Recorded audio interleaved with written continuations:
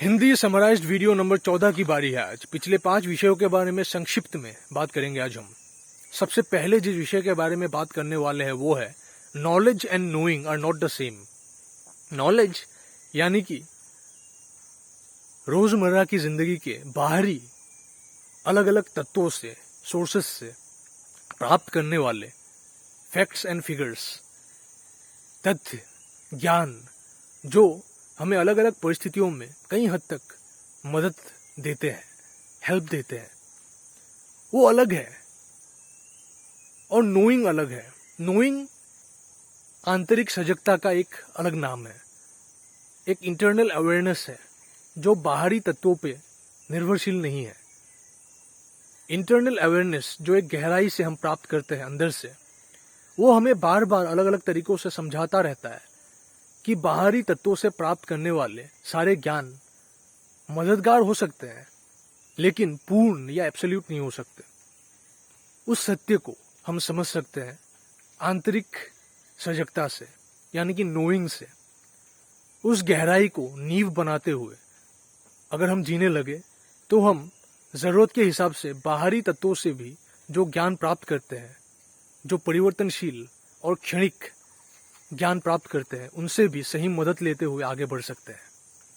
उससे अगला जो विषय था वो था मौत, डेथ।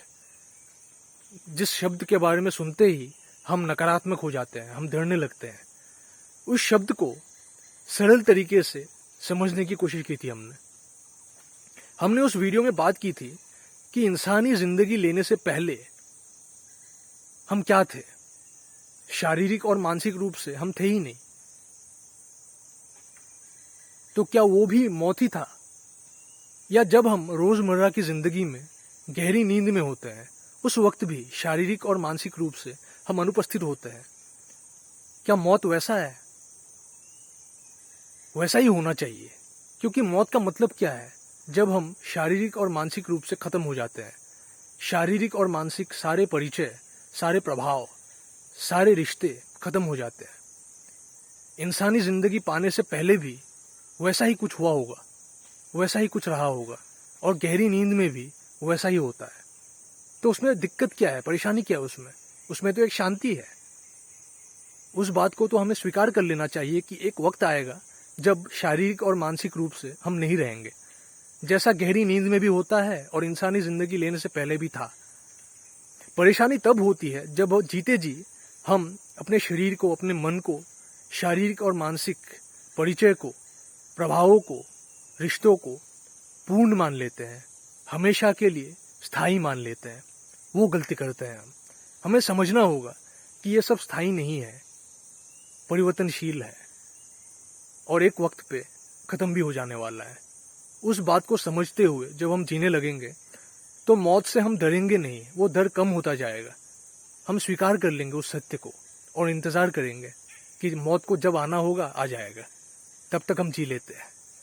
उससे अगला जो विषय था वो था आई एम हाई, यानी कि मैं नशे में हूं। उस वीडियो में हमने बाहर से खरीद के सेवन करने वाले नशीले पदार्थों की बात नहीं की थी।